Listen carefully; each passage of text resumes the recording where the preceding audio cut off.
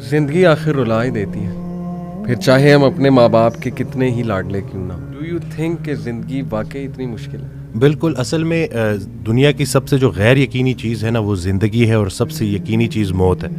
تو زندگی میں نا وہ ارادے ٹوٹتے ہیں اور آہستہ آہستہ غم آتے ہیں، اور آپ کو پتہ چلتا ہے کہ ٹھہرنا مشکل ہی ہے، لیکن جو اللہ کے ساتھ رجوع کر لیتے ہیں ان کو یہ بات سمجھ لگتی ہے کہ جانا تو ہم نے ہے، لیکن جانے سے پہلے کچھ کام تو کرنے ہیں نا۔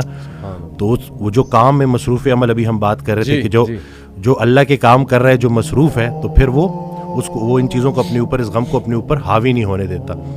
حضرت واصف رحمۃ اللہ ایک شعر پڑھا کرتے تھے کہ غم بھی گزشتنی ہے، خوشی بھی گزشتنی، کر غم کو اختیار کے گزرے تو غم نہ ہو۔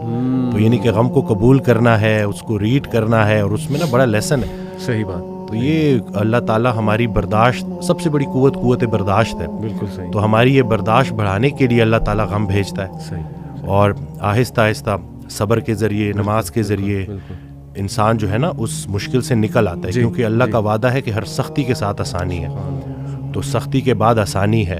اور اکثر لوگ جو نا امید ہو جاتے ہیں نا، تو اللہ کی رحمت سے نا امید ہونا اصل میں اپنے مستقبل سے نا امید ہونا ہے۔ ایک آڈیو میں وہ بیان کر رہے تھے حضرت، تو انہوں نے کہا کہ پورا سرنڈر کرنا ہے۔ تو جواب آیا کہ حضرت اتنی کمزور صلاحیتوں کے ساتھ پورا سرنڈر کیسے کروں؟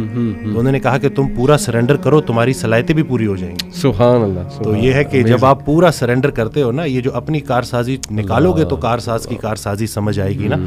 تو یہ جو اللہ ہے نا، یہ ہمارے ارادوں کو توڑتا ہے، اور نہیں آتی کوئی پریشانی اس وقت تک جب تک وہ بڑی پریشانی کو ٹالنے نہ آئی ہو۔ انسان جو ہے نا وہ جلد باز ہے، وہ کہتا ہے کہ بس میرے اللہ کو اپنے مطابق چلانا چاہتا ہے۔ صحیح بات۔ اور اللہ نے ہمارے لیے کتنی خیر رکھی ہوئی ہے، کتنی آسانی رکھی ہوئی ہے، ہمیں خوش کرنے کے لیے اللہ کے پاس اتنا کچھ ہے، لیکن ہم جلد بازی میں اور نا امیدی میں اس سے محروم ہو جاتے ہیں۔ اور شیطان جو ہے نا وہ ہماری رگوں میں خون کی طرح دوڑتا ہے۔ صحیح۔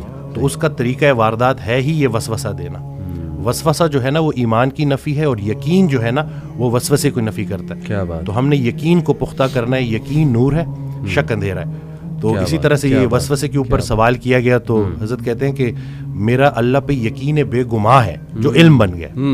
تم بھی وہ یقین پیدا کر لو، تمہیں بھی علم مل جائے گا۔ اشفاق احمد صاحب کی بات سے آپ نے سٹارٹ کیا تھا، تو مجھے ایک واقعہ یاد آ گیا کہ ایک شخص ان کے پاس گیا اور کہا کہ اشفاق صاحب کوئی زندگی آسان کرنے کی ٹپ دے دیں۔ تو انہوں نے کہا میں تمہیں موت آسان کرنے کی ٹپ نہ دوں؟ تو کہتے ہیں چلے وہی دے دیں۔ کہتے ہیں اگر تم اپنی موت آسان کرنا چاہتے ہو تو جاؤ کسی کی زندگی آسان کر دو۔ اللہ۔ تو جو اللہ کا کام کرنے والے ہوتے ہیں وہ گلہ نہیں کرتے، وہ شکر کرتے ہیں اور لوگوں کے کام آتے ہیں۔